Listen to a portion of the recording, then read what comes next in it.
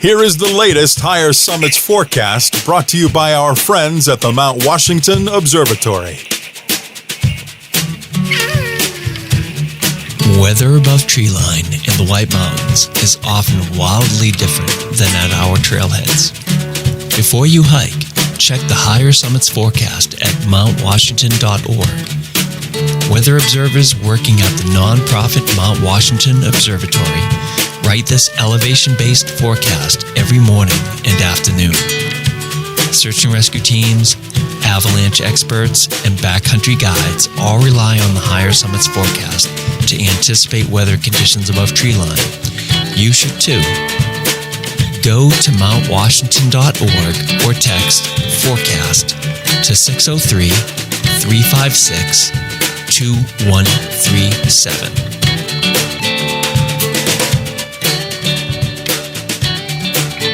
All right, hi, this is Kristina, and I'm going to read the Higher Summits forecast for you for tomorrow, Friday, October 27th. I can't believe it's almost November.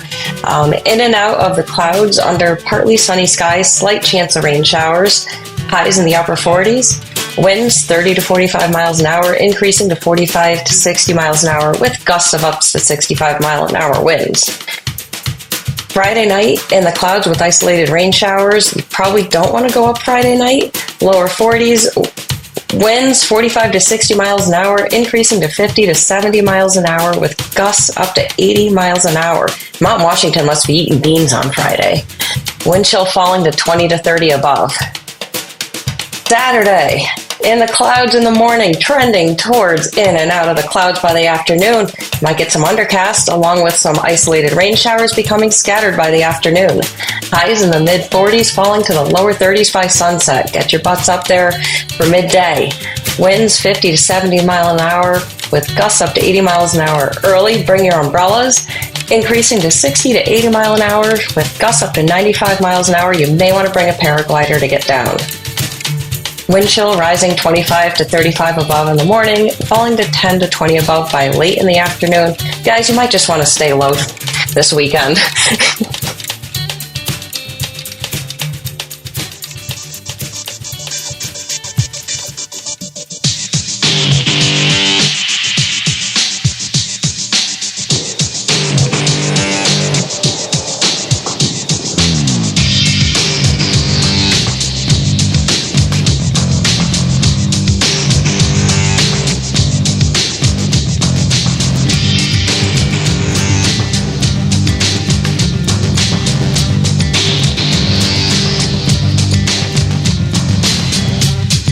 Broadcasting from the Woodpeckers studio in the great state of New Hampshire, welcome to the Sounds Like a Search and Rescue podcast, where we discuss all things related to hiking and search and rescue in the White Mountains of New Hampshire. Here are your hosts, Mike and Stump.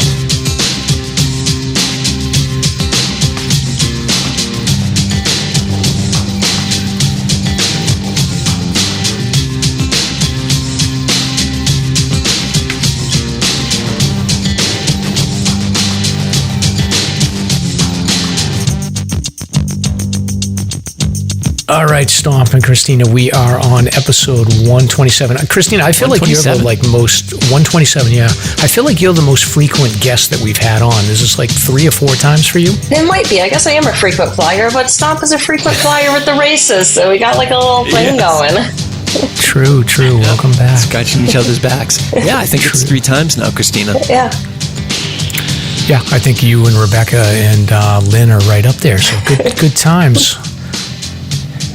Are you ready for Halloween, Stomp? Yes. Oh, yes, I am. Absolutely. We are planning a moonrise hike for the weekend, and that should be really nice. I think it's the harvest moon. Is that what they call it this time around? I think so. It's full, though. Oh, hell yeah. Yeah, it's going to be great. And the weather's looking good until Sunday afternoon, I think. Yeah. Are you wearing a costume when you hike? No. I've got that perpetual, what's it? Oh, God, I'm drawing a blank here.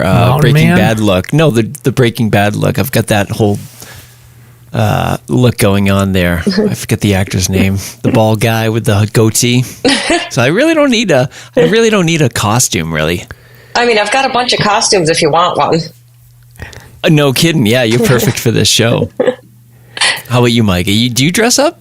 I don't do the costume stuff. Matter of fact, I'm going the opposite. I have like a on the fancier side dinner party on Saturday night that I have to go to. Oh, cool. So I have to get like a sports jacket and like the button-up shirt and look a little bit put together, which is going to be weird for me because usually I'm like flannel shirt or like a sweatshirt for work. So I gotta go up into my closet and see what I have available. So it's like a costume. That's more difficult than, yeah, it is like it's more difficult for me. I'd rather get a costume than have to dress up. It's hard. Yeah. And that's just what people see on the upper part of your body. You're always wearing like boxers underneath, right? Virtually. Well, I wear shorts. I'm not. I don't want to horrify my wife or family. So, okay. Anyway, all right. So, welcome to episode 127 of the Sounds Like a Search and Rescue podcast. This week, our friend Kristina Folcik of White Mountain Endurance Coaching and Aravaipa Running. Did I get that right? Yeah, Aravaipa. Yeah. All right, yeah, you I banged got that out, man. Yeah. All right. So Nice Kristina work. is back to give us a preview of her new book, Never Trust a Fart. So if you're a runner, you already know, but Kristina will talk about the background of writing the book and we'll share how you can check it out. I even have a story about not trusting a fart. I'm trying to decide whether or not I share with it because it's a little embarrassing. But anyway, also this week, Halloween is here, so we'll revisit some spooky White Mountain topics. We're going to review some hiking news and then review recent search and rescue news, including a discussion about an extremely difficult sounding nighttime rescue that happened on Huntington Ravine last weekend. So I'm Mike. And I'm Stomp. Let's get started.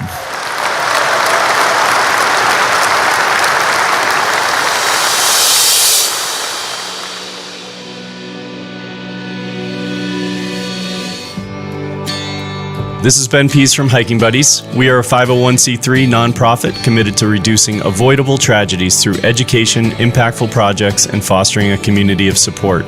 You can find out more at hikingbuddies.org. We wanted to say thank you to those who have supported our mission, and most importantly, say thanks to those who speak up, who ask questions, and who are willing to provide guidance and assistance on the trails when needed. You embody what it means to be a hiking buddy. And now, for all my newer hikers out there, here's this episode's Hiking Buddies Quick Tip.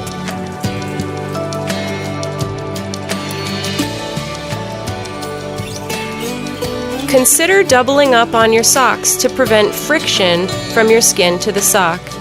A thin synthetic layer under a wool or wool blend will help to prevent blisters and wick moisture away from your feet.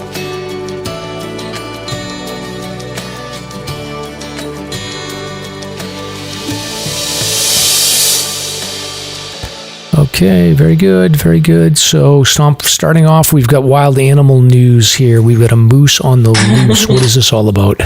Well, yeah, apparently this was coming out of Ludlow, Massachusetts. There was a moose sighting, and a moose from the backyard of the Overhead Door Company will help with the Massachusetts division of, I don't know what that's all about, but anyway, staff relocated a female moose from the backyard of this company in Ludlow, and I guess they're not too common down there, but apparently this giant moose needed a little rescue and redirection out of this backyard. Yeah, I don't know where Ludlow, Mass is. I feel like it's like Central Mass. Yeah, it is. Oh, it's by Springfield. So, okay, so there's a corridor. So you definitely, Mr. Moose could get down there and make its way down to like Central States Trail and stuff like that. So good stuff. Oh, that makes sense. Yeah, but that's a pretty rare occurrence. You don't really hear too many moose story coming out of Mass. Yeah, it's by Springfield, so it's Gotcha. It's not super rural out there. Anyway, glad that the moose had an adventure. Hopefully it's safe again.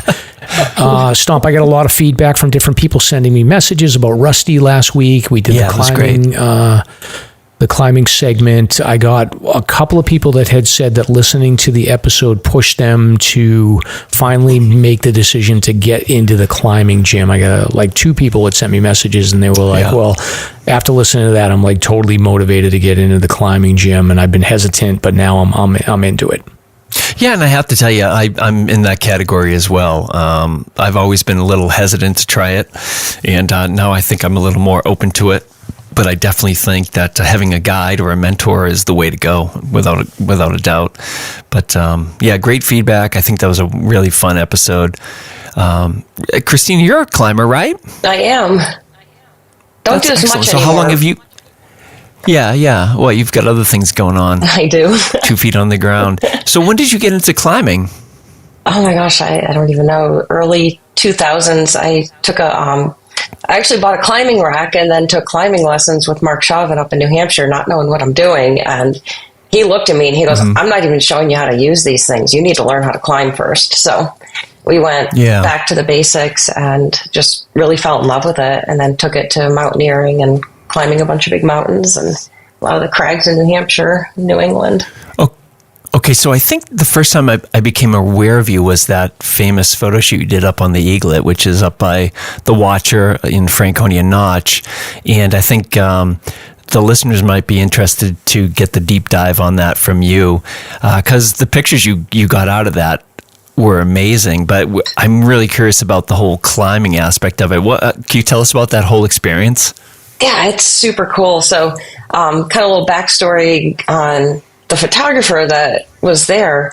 Jay Philbrick takes girls and puts them in dresses and puts them in precarious locations. And he has like real models, but sometimes they don't want to do things. So I was always his like backup model with no experience. It was just for fun. So one of my friends and I went to climb the Eaglet, and we got almost to the top and it started pouring rain, and made a good choice to just bail. We were like, whatever. But I saw it for the first time and like, this thing is amazing. So had snapped a picture, and then I sent a picture of that to Jay, because like the week before he posted this picture of one of his models in this amazing parachute dress. I'm like, dude, you need to put that dress on a girl on top of this spire. And he's like, you're the only one that'll be able to climb up there. He goes, if you want it, it's yours. So he did a ton of scouting, hiked up there a bunch to get like the perfect location. And we picked a date in October and made the trek up there, not knowing what to expect. But Mark Chauvin, who is the person that taught me how to climb, he was the one that did all the safety stuff and led that climb, and then also talked me into sleeping in this little hole in the side of the spire, which was wild because I'm like laying there with my head peeking out of the hole looking at the traffic down below all night, but got an early... Oh yeah, it's a neat spot. It was amazing. Early start, and had to get dressed up there, and of course didn't realize I'm standing there naked while there's people climbing the wall next to me and they're waving at me. I'm like, oh hey. Made their day. Don't mind me. So wait a minute, did you get dressed on the top of the Eaglet? I did. Holy moly. Yeah. So like trying to wrangle it. Yeah, and just for the listeners, so the Eaglet is, we've talked about this before, it's like a spire, it's like a column of rock that's right below the Watcher. It's across from Cannon Cliffs, and essentially like it's we talked about the Watcher and stuff like that. So you climb up this spire, and what Kristina's doing is she switched into a dress that is, you called it a parachute dress. It's made of a parachute. Yeah, it's like a huge trailing dress, but it's sort of like when the wind catches it, it almost looks like a dragon's wing, as though it's got like these veins coming out of it and stuff. So it's really cool. But like, are you like on a rope when you're there, or are you just free standing on that? God, no. So I had my like really good harness on for the climbing, and then obviously, as I started getting changed, I couldn't wear the awesome harness, so Mark rigged up this much smaller one that would be uncomfortable if I fell, but I wouldn't die. And he had me secured in 2 spots with a rope to get dressed. And then for the photo shoot, we didn't want to see the rope, so I stood on top of, there's a bolt on top of that bolt, and had a very short lead up to my harness. And then we kind of worked everything around myself. And Mark was actually on the other side so that you couldn't see him, but he had a radio to communicate with Jay, and he was talking with me the whole time because it was really windy at one point, and I was like flailing around and didn't even know if I could stand up. That's incredible. Yeah. Oh, it sounds like you did it safe. I mean, geez. It was really safe, but we almost didn't get a great shot. And then we were like, all right, let's pack it up. And the wind blew up the cleft and the dress went over my head. And I could hear Jay screaming, start posing, this is it. So did my do. And, the wind died down and we got the shot and had a really fun rappel off it and then hiked out. And that was an amazing shoot. Well, I'll share this in the show notes, and I'll post this on the social media. Yeah, it looks like a production for sure. And then you basically strip down naked, and you got to get this dress on. And then there's creepers just hanging out there, enjoying the show. But well, they were rock climbers, climbing, but then they realized that there was something going on, and they glanced, and I heard a voice, and then I'm like, oh, yep, those are boobs, yep, that's mine. Now, does he still do these types of photo shoots?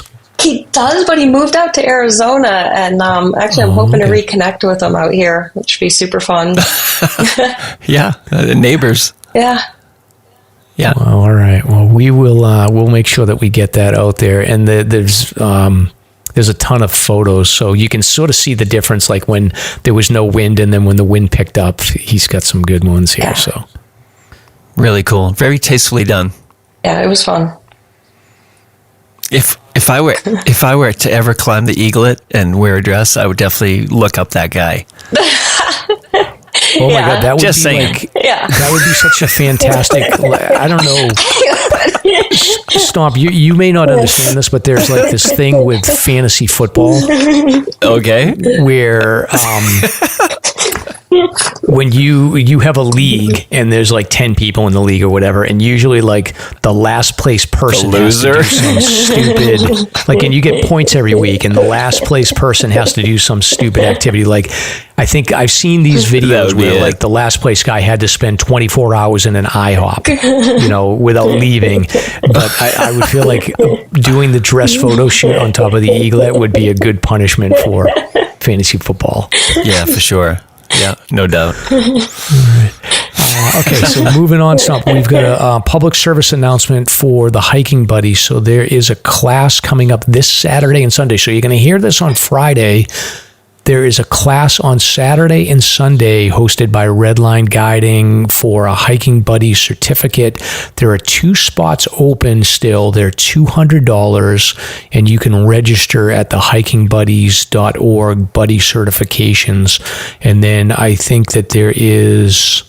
Oh, then they just wanted to give a heads up that they had a class last weekend, which was a Hiking Buddies sponsored student class for certifications, but this one was dedicated to 17 to 25-year-olds. And I think the funding for that class was paid for by the donations that came in through Emily's Hike. So if you want to get knowledgeable about hiking and safety, I'm not exactly sure what the curriculum is. You have to pull it up on the website. But if you're interested in doing a class this weekend with Mike Cherum and Redline Guiding, that's a great crew. You'll come out of that being an expert. Excellent. Yeah, highly recommended. Yes. Yeah. All right, Esau. Yeah, what is this?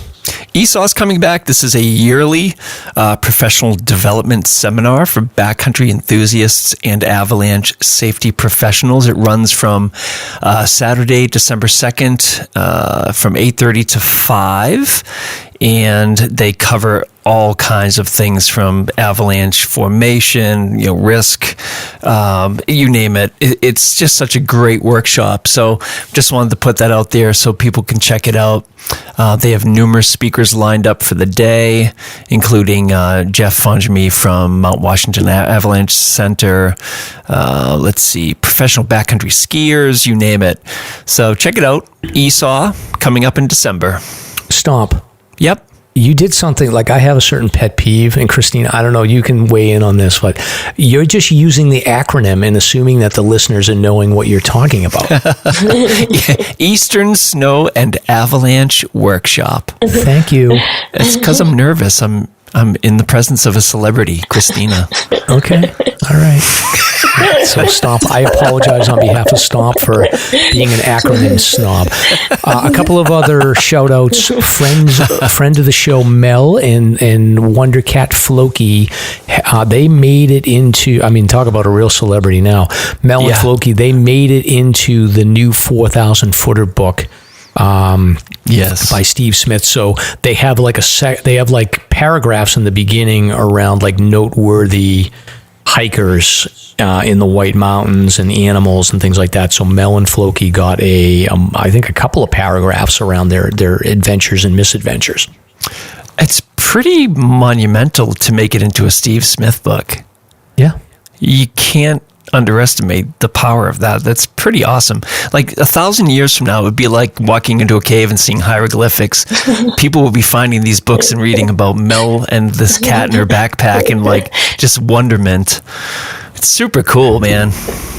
Imagine if it's like the only book that's left and they read about Mel and Floki and they start worshiping Floki as their god. Yes. Someday the cat in the pack will come back and rescue us all. Oh my goodness, it's really cool. So congrats. That's a super cool honor. Speaking of cats, we will hopefully be interviewing them at the Full Conditions event at Reckless on November 11th.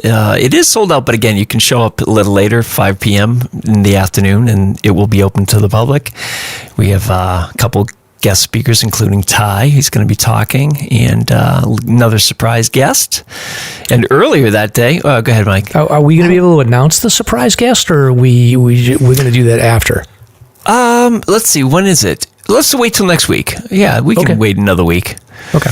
And then, of course, that morning we have the race for Rescue Me 5K in Lincoln at the One Love Brewery. And we have 20 runners in the team now. So I just want to thank everybody for signing up and supporting us, but indirectly, but certainly supporting Lakes Region Search and Rescue, who are out there killing it with the missions and just helping those in need on the mountains. So that's a great event. So it's a busy day coming up. Are you ready, Mike? I'm ready. Kristina, I have a question for you.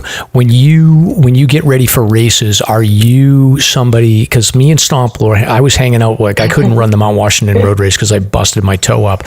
But I noticed Stomp and me are very different with our pre-race system. So I'm a chiller. Like I figure like if, 5K, maybe I'll run a little bit to loosen up. But for the most part, if it's like a longer distance, like I just assume like I'm going to warm up in the first mile and I'm not sweating it. But Stomp is he's like a warmer upper. Yeah, for sure. Like a chronic warmer upper. Like he just goes for like an hour before the race. Meanwhile, I just sit on my butt and I'm like, I'll just warm up in there. So where do you fall on the continuum between like the warmer upper versus the chiller? It kind of depends on the distance. Something short and fast, you do want to go into that feeling a little bit warmed up. So you should do some sort of dynamic exercises or jogging around. If you're going to be doing an ultra, 100 miles or 50 miles or whatever, you probably don't need to do that because you're going to be out there all day. Use your first mile or two to warm up, and that's going to help you conserve some energy so you have some left on the back end of the day. Okay. Yeah, well. You know what it is, Mike? Kristina, it's like it's the Mount Washington in particular. It's like hitting a wall immediately. Yeah. You've got that 1/10 of a mile where it's flat, and then boom! I just absolutely need that transition cardiovascularly. I have to warm up cardio-wise, not so much muscular, but just to get my cardio ready for that wall that you hit immediately. That's sort of my reasoning on that. I can't see how you do it, Mike. It definitely helps. Oh, yeah, for sure. Yeah. I can't see. It's like that misery of not being warmed up for that sudden 60-degree grade or whatever it is at the start there. I could never do that. It's so uncomfortable. You only need 5 minutes, though. You don't need an hour, like 5 minutes.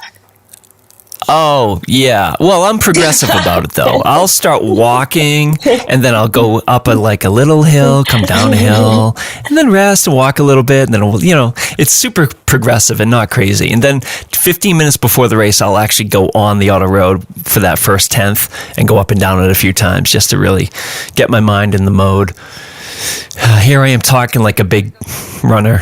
I mean, I'm so nervous. I go between the coffee and porta potty.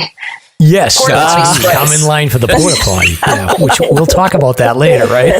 Oh, amateurs! I'm surrounded by amateurs. Oh God, it's like the pre-race jitters, the pre-race shitters. I think. Yeah, the shitters. Yeah, this is going to be an explicit rating, I think, audience. So warning. Yeah, for sure. Well, that's good input. So Stomp, I got mostly these are from Al. So shout out to our friend Al, who does a lot of research for us. He sent over a couple of news articles that are hiking related. So I just wanted to go over these with you. The first one is the state of Colorado had created an official app for mapping. So this gentleman, I guess he pushed it. He's a software engineer with 2 decades of geographic information systems background, which is known as GIS. And these are tools and techniques and software that capture and store visual data about the Earth. So he created I guess there was an app that was created called Cortex. And this guy apparently realized that the purpose of this Cortex was to navigate the back country because there was concerns around the fact that there was crowdsourcing and other apps that were getting people lost. So Cortex, I guess, solved that issue because it was the approved app, but I guess even this one turned out to have some bugs and some misinformation on it and some missing trails. So it just goes to show that no matter what you do, even if you get an approved app from the Colorado Parks and Wildlife, it still doesn't guarantee that everything is going to be perfect. So I still feel like having the electronic device piece, the apps, is good, but you should always just try to get the latest paper map as well, just as a backup. Yeah, for sure. No doubt about it. Can't put your trust 100% into that electronic. Yes. Yeah, exactly. Next story that Al sent us is and I'm not going to read this whole thing, but it's from the Idaho Statesman, and it's a story about when hikers go missing, who's looking for them and for how long. And essentially it's a story that talks about a missing person case of a 66-year-old man who went hiking in 2016. He vanished into a part of the wilderness that, they searched for a couple of weeks. It went missing. And it's the story of a Boise man that apparently had gone out and he went on a backpacking trip and he was able to find this missing hiker. So it's sort of the story about how when search and rescue crews finish their search and they're not able to find somebody, what happens next.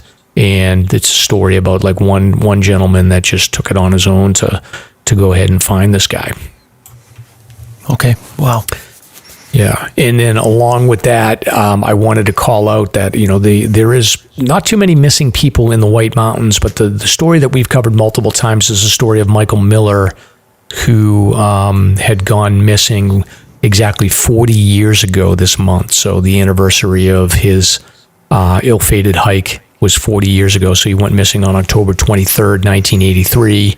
So he was a 22-year-old MIT student. He grew up in South Boston, and eventually they moved to Weymouth. He was hiking with 2 of his friends. He separated right off the old bridle trail right at the first 90-degree angle turn. Right. I remember this. Yeah. I think he headed up towards the Agonies thinking that was the summit, and he was never seen again. His friends called a rescue. And, we did a deep dive on this in the previous episode. There's an article on WMUR commemorating the 40th anniversary of him missing. And his brother Tony is quoted in the article, and I think that's the brother's name. Tony. And his brother had given a little bit of additional information. He said that he had a 35 millimeter camera with him, as well as a black wristwatch. So I had posted a summary of this case in the Unresolved Mysteries Reddit subreddit, and his brother had actually responded with this information as well. And I think the brother's theory is that if somebody locates the camera, then they might be able to locate the remains or have an idea of where his remains would be found. So it's interesting. I think about this a lot, and I wonder if there's anybody that's sort of a metal detector expert or somebody that has a metal detector. Like, it would probably be worth checking out that area at some point. So, maybe you find a camera, maybe you find a wristwatch. Or a skeleton. Yeah. I don't know. With the metal detector, I'm assuming that would get a hit on something, and then, yeah, exactly. You find the camera, and then you could say, like, okay, well, maybe I'm in the area where remains might be. So it's just such a massive area, though. It's daunting because essentially you go to Old Bridle, and it's the first hard right hand turn. You're kind of looking right up at the Agonies. I think that he thought that was the summit, and then he went straight for it, and it's open woods at the this is like 2,200 feet of elevation. So he probably made his way up somewhat parallel to the Old Bridle Trail, because it does turn back a bit, but that area is just it gets thick and it gets steep. So who knows where he is? Yeah, I think you should go in first, Mike, and see what you can find. We need a metal detector. Imagine carrying a metal detector in there. Yeah, sure. Anyway, all right. So next up this is an interesting article. So there is a startup company in Hong Kong that, so Hong Kong has a lot of issues with missing hikers. It's, it's a mountainous region. It's very thick. So, people go missing, and this startup company realized that, fire rescue was having issues locating people. So these two young men, college-age men in Hong Kong, they put together a startup company that uses drone technology combined with AI to take visual camera or video of specific regions of the mountain if there's a missing person case, and then it uses AI to actually, instead of humans zooming in on each little sort of small section, the AI can actually do it hundreds of times faster than a human can, crowdsourcing. So obviously, if there's nothing to see, there's nothing to see, but they showed some examples on this video that I'll post in the show notes where they could really zoom in and just see half of a person that you would never see unless you were really just looking inch by inch. The AI apparently can visualize what a human looks like much better than the doing it through crowdsourcing. Yeah, color anomalies as well. That's really interesting. Yes. So more to come there. And I got two more here, Stomp. So there was a guy that went missing on a mountain called Quill that I think is in the Netherlands. It's like a volcano. Mm-hmm. Yep. And the rest, he was found, but right when he was found, all the rescuers stepped on a hornet's nest or something. So bees swarmed all over the rescuers. So could you imagine you're doing a carryout and then you step on a beehive? Oh, geez. Probably serious bees too, not your honey bees. Wow. Yeah. I don't know what the bee story. types are. So. Wow. But anyway, that's an interesting story. And then last but not least, this is a weird one. In Portland, Oregon, there was a guy that there was a climbing event. So sticking with climbing, there was a climbing event in Portland. And this looks like this was a couple of days ago. 39-year-old Portland man, his name is Samson Zebtariah Garner. He was arrested on attempted murder and other charges after evidence suggested that he was planning a shooting attack on climbers. Authorities would not confirm the exact location of the planned attack, but it would have occurred in Smith Rock during the annual American Alpine Club Craggin Classic, which took place over the weekend. So I'm assuming, Christine, you probably know more about this, but it sounds like it was like a gathering of, I'm assuming they have this at like Rumney or whatever, like gatherings of climbers over weekends and events like that. Yeah, they do it. Some of them are like more like training for guides, and some of them are just recreational things. I'm not sure. I'm not too familiar with that one, but that would be tragic. Yeah, it's crazy. So apparently this guy was like involved in the outdoor climbing community, enthusiastic outdoorsman, had been sort of around the Portland climbing culture for the last 10 years or so, had a pretty good job. I guess he had some issues around 2017 into 2018 where he lost his job and sort of stepped away from outdoor activities. And from there, I guess he tried to get involved in like a 2019 activity, but it sort of fizzled out. Then he had a divorce that had just gone through in 2022.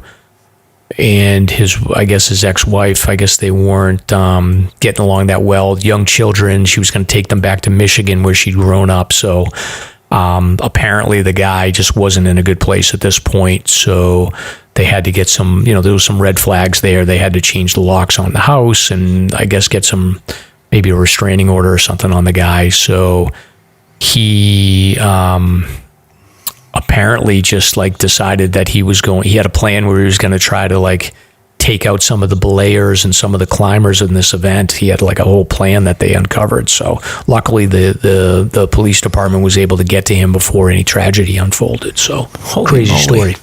Yeah, sure is. The stories are just whacked this week, huh? Yeah. I mean, we're a happy place usually, but I mean, this is hiking and climbing related. So we want to. Yeah, it sure is.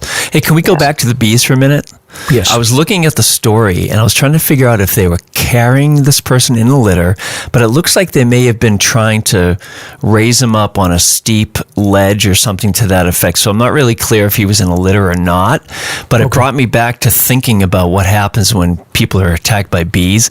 Have you two ever been attacked by bees? I mean, I'm terrified now. You do irrational things. Like I ran down the trail naked. Okay. I tore my clothes off and ran down the trail naked. We'll get into it later, but it is in. All right. So what I'm thinking is, if this guy was in a litter, can you imagine like what they had to do not to drop somebody if that were the case? But I'm just thinking, wow. Holy it's scary moly. too how quickly it can happen because it happened. I haven't been. I've been stung, but I haven't been swarmed. But there was one time. So in Brownfield, Maine, they have the Mountain Division railroad tracks are there, and up in Freiburg it's paved. But where we are on the lake, the train track actually cuts between Small Pequawket Pond and Big Pequawket Pond. So we take the kids around the railroad tracks, and the kids like to walk on the railroad tracks and everything. And it's a nice area. And I had my 3, and then I had my 3 nieces and nephews, and then maybe another cousin. So it was about 6 or 8 kids. And the kids are all walking ahead of us. And then we're like maybe, 100 feet back or something. And then all of a sudden I see like 3 of them just screaming. One of them stepped on like a bee's nest that was in the ground. And the bees started swarming, and they were like literally like, it looked like that scene from Stand By Me where the kids are running away from the train. And we're just like in shock. Like, we're like, what the hell are they doing? Like, why are they screaming and crying? And we realized that it was bees were swarming them, and they got away. Luckily they were fast, but like they got away pretty quickly, but it was scary. Yeah. That's crazy. I remember way back in junior high school, first day painting. I was a painter for the summers.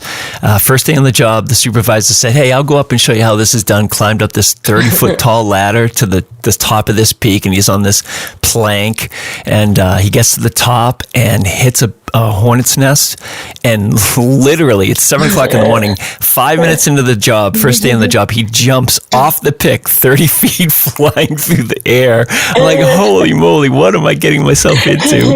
Like the craziest thing I've ever seen. So anyway, Bees are fun.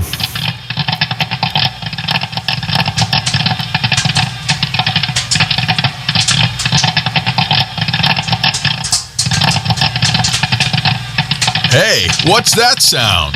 It must be time for the pop culture segment with Mike and Stomp.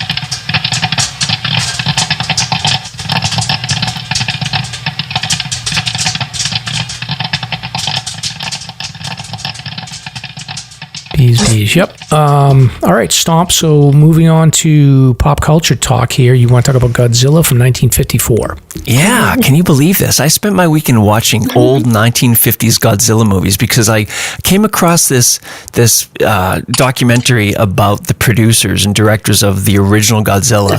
And in this time that we're in, this tense time of war and rumors of war and everything else, it's fascinating. Come to find out, the original producers, their goal was to capture the horrors of Hiroshima and Nagasaki. And Godzilla is an allegory for the atomic bombs. So watching that whole movie in that context of Godzilla being a nuclear bomb or whatnot, it totally changes the experience. It's an amazing thing. I had no idea that's what it was all about. I mean, obviously Godzilla is a pop legend at this point, a phenomena, but the original purpose was to actually capture the horrors of the war. Wow. Amazing. Isn't that a wild story? Yeah. Incredible. Yeah, I mean, it makes sense because like there's so many of those cutaway scenes where you've got like the crowd looking out into the water or they're looking up in the sky to see the monsters, and I'm assuming the monsters would be Godzilla, that would be the allegory for the nuclear bombs then. Correct. Yeah, it totally changes the experience of that movie. Creature double feature, 1338. Right? Yeah, I grew up on that. Yeah. Although I think Creature double feature was channel 56 actually. Now that's right. It was like Three Stooges and then Creature double feature, which we were not allowed to watch the Three Stooges. I used to live for that stuff. Oh, I loved the Three Stooges. Yeah. I mean, totally. We weren't allowed to watch them, so I was obsessed. Yeah, exactly. Remember Willie Whistle? Yeah, Willie Whistle. Willie Whistle? No. He was like a clown that was on in between the TV shows. So that might have been that. Did you grow up in Boston? No, Connecticut. Okay, so yeah, we had like our own like Boston specific like characters. Yeah. So Willie Whistle was one of the characters. But anyway, Stomp. I got a little pop culture thing. So I've been thinking about Travis Kelce and Taylor Swift a lot. So she's been going to the football games. Matter of fact, this weekend she was interacting with Patrick Mahomes' brother, who is under indictment for an assault. So we didn't like that. We didn't like her being around him. But I was just thinking about there's a climbing hook that actually Al had sent over, is that Travis Kelce is the best tight end in the NFL, but he was not. You would think these NFL people, they spend all this money trying to figure out who's going to be the best player when they draft people out of college, but they don't get it right all the time. Like Tom Brady was a 6th round draft choice. So that essentially means that there was 400 other people that were taken in the draft before Tom Brady got drafted. So he was a throwaway candidate. But he ended up being the greatest quarterback of all time. Travis Kelce, very similar. He was the 5th tight end taken in the draft in 2017 or 2018 or something like that. There was 4 tight ends that were taken before him, one of which was a guy by the name of Gavin Escobar, who was drafted by the Dallas Cowboys. And he didn't have much of a career. I think he had 30 total receptions throughout his 3 or 4 year career, where he played for the Chiefs, the Ravens, the Browns, the Dolphins, and the Cowboys. So he was a journeyman, didn't really stick anywhere. But the reason I bring it up is that he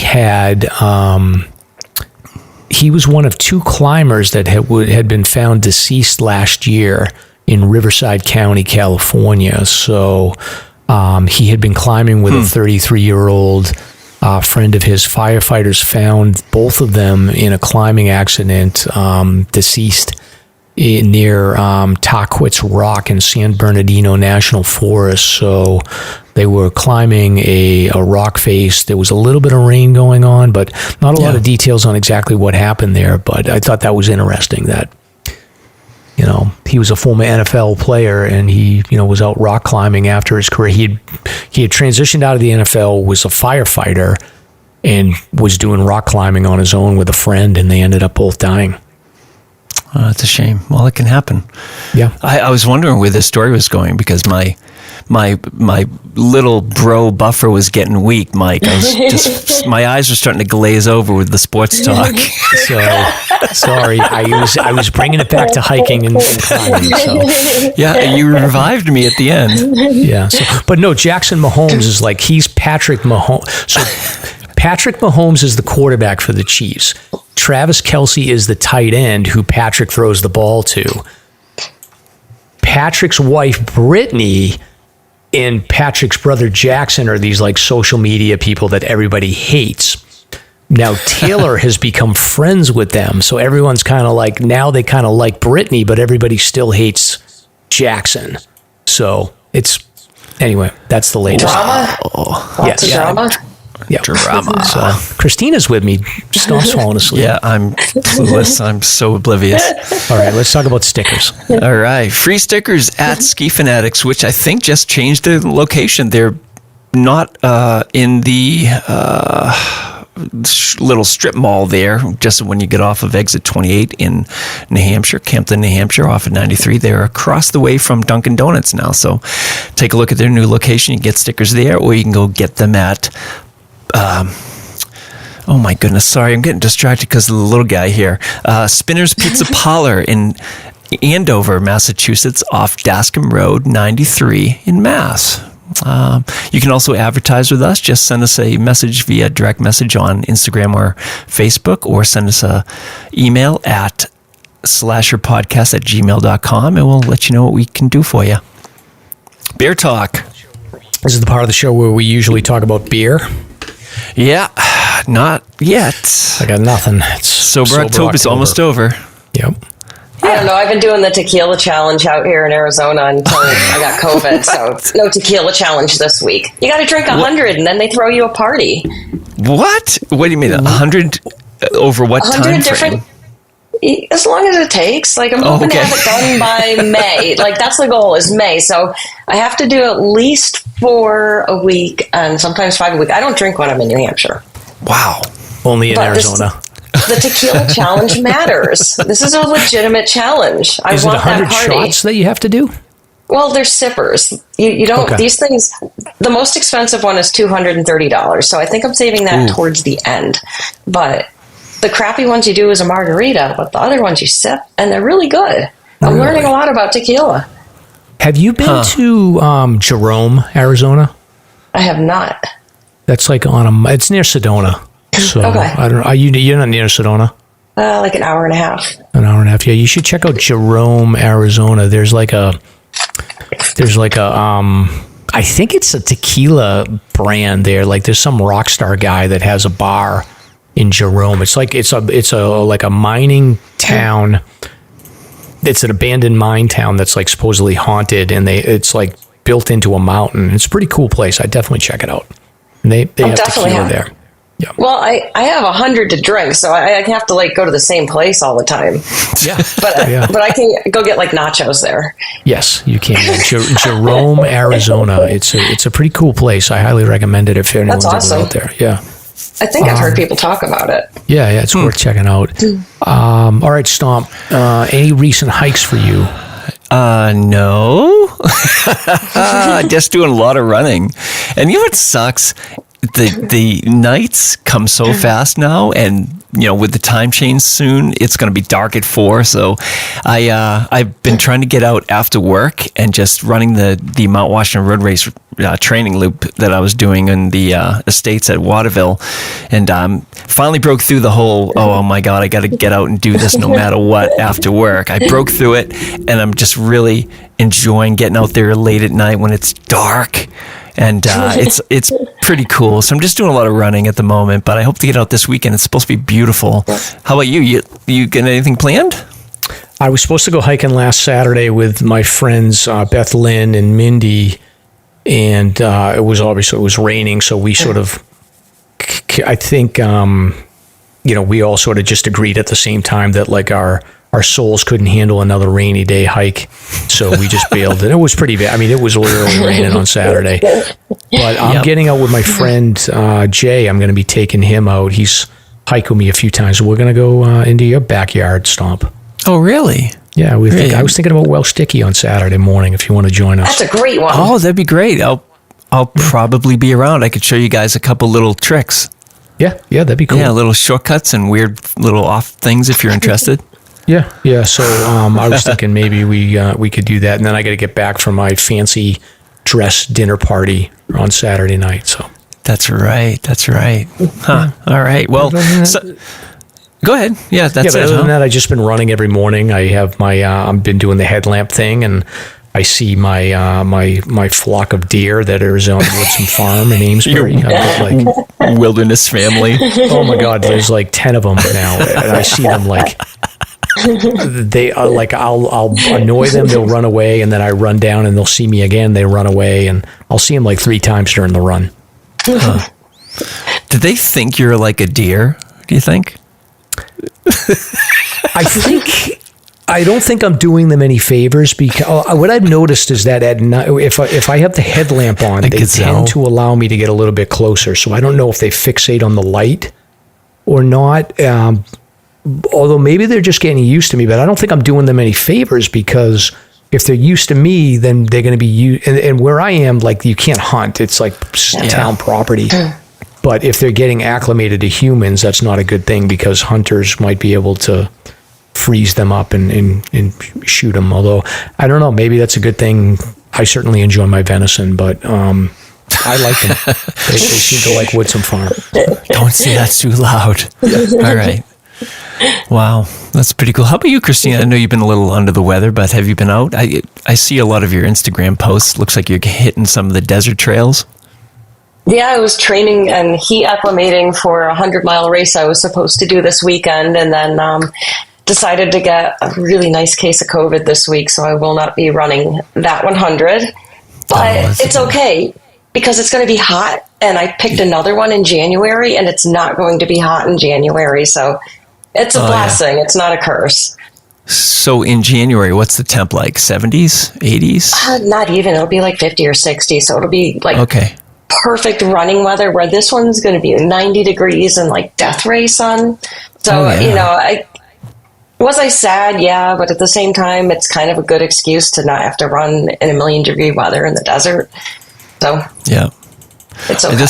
This is a question for the interview, but are you always at a state of training to let you run something like that? You guys just seem so busy with the races and White Mountain Endurance and this and that. It seems like you don't have time for that. But what is your default position for training? So I like to have myself kind of hanging in a ready for anything state. So I'm ready for pretty much anything. Yeah. Except for this race specifically, it was going to be hot. So coming out to the desert early, running in, different clothing, seeing what works, learning how to hydrate in this heat. So it's just tweaking the terrain you're running on and like the conditions you'll be in to get ready for it. But anytime, like just ready for anything is the best place to be. Gotcha. That's great. Yeah. How long does it typically take you to get like acclimated to the heat out there? Just 3-4 weeks. Really? But it was more, it's not so much the heat that's bad, it's the sun just like absolutely annihilates you. So I had like the sun hat and a long shirt, and you're drinking 40 ounces of water an hour, which is just absurd. Wow. And running out. So it's just a big learning curve. And is there a preference? Like, do you get down into canyons when you can to get a little bit of shade, or is it not even worth it and you got to go high? It's not worth it, because this particular race, there's no shade. You're in the sun the whole time, so it was just getting ready for it. But again, that won't be an issue in January. It'll actually be a really fun experience instead of a sufferfest. All right. Well, I'm interested. I will be following along with hopefully you'll feel better, and it should be better in January, like you said. Yeah, hope so. All right, Stomp. Do you want to put the notable hikes after we talk to Kristina, and then before we do the Halloween stuff, and then we can just get right into talking to Kristina? Yeah, let's do that. And then Kristina, like I said earlier, if you're feeling lost, you can bolt. We won't be offended. Okay. But yeah, let's do that. Okay.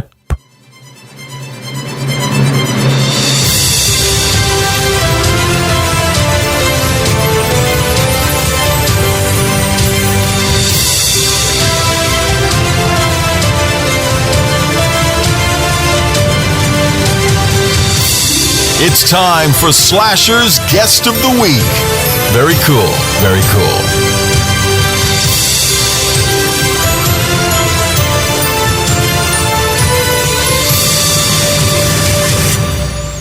Kristina, why don't you start off, just sort of reintroduce yourself and let the listeners know who you are and a little bit about your background.